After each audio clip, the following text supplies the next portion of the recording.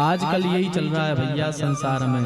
अपन सब तो गांव में रहते हैं, अपन को ज्यादा इन चीजों पर पता नहीं रहता, ध्यान नहीं देते, पर संसार में बहुत कुछ चल रहा है, बहुत चल रहा है। एक विधर्मियों द्वारा वक्फ बोर्ड है जिसके तहत जो है लोग जमीन हड़प लिया करते हैं, कहीं पर भी कह देते कि ये मेरी जमीन है, ये मेरी जमीन है। कल 16 तारीख में दिल्ली में एक आयोजन हुआ था सनातन बोर्ड बनाने का, कि भैया सनातन बोर्ड बनाओ। सरकार से निवेदन किया कि सनातन बोर्ड बनाओ और उसके तहत जितनी भी गौ माता हैं उन सब की देखभाल हम करेंगे। सनातन बोर्ड की मांग की गई है सरकार से कि वो बनाओ। उससे क्या फायदे होंगे? उससे ये फायदा होगा कि जितनी ये गैया मैया रोडों पर हैं उसमें जो ट्रस्ट बनेगा, उसमें जो पैसा आएगा, उस पैसे से गैया मैया की सेवा होगी। जो गरीब हैं, जिनके घर में चीजों की कमी है, कन्या का विवाह नहीं कर पा रहे हैं, तो सनातन बोर्ड उन कन्याओं की मदद करेगा विवाह में। और जो मंदिर है वो मंदिर ट्रस्ट के सरकार के कब्जे से हट करके सनातन बोर्ड के कब्जे में आ जाएंगे। तो मंदिर में जो चढ़ावा आता है उन चढ़ावों से जो है गौशाला चलेगी और जो गरीब कन्या है उनके विवाह संपन्न होंगे।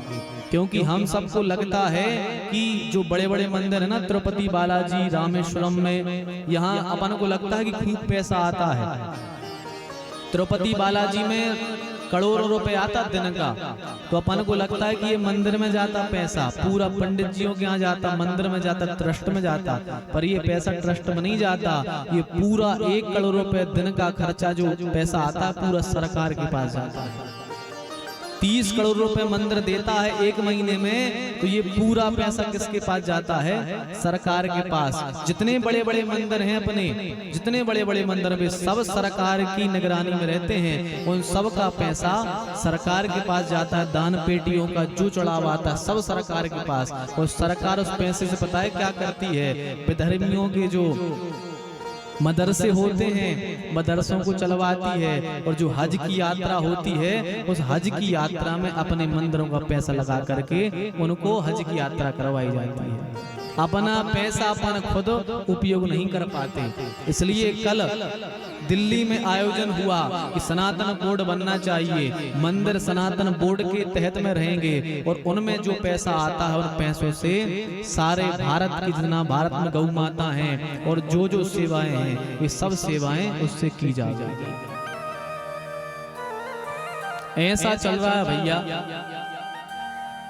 अभी तो अपन इतनी स्वतंत्रता से भगवान की कथाएं सुन पा रहे हैं, अपन को लग रहा है, लेकिन कुछ समय यदि ऐसा आएगा थोड़े दिनों बाद कि अपन कथाओं तो ठीक है, घर में सुंदरकांड के पाठ भी नहीं करा पाएंगे। ऐसा समय आ जाएगा, यदि अभी नहीं जागे तो फिर यही समय आएगा।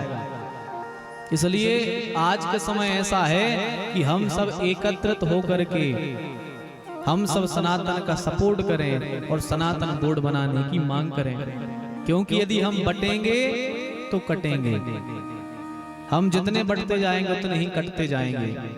इसलिए भैया हम सब बटे नहीं, एक हो करके संगठित रहें और अपने धर्म पर कार्य करें। क्योंकि देखो मुट्ठी खुली रहती है, अलग अलग उंगलियां रहती हैं तो ये कमजोर रहती हैं, कोई भी तोड़ी जा सकती है।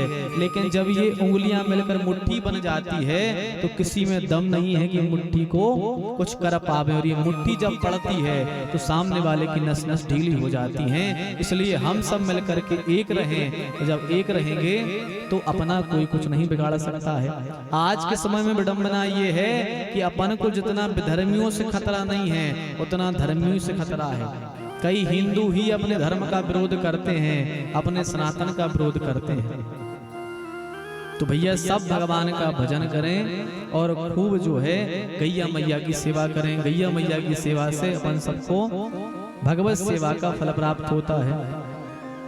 बोलो भक्तवत्सल भगवान की जय।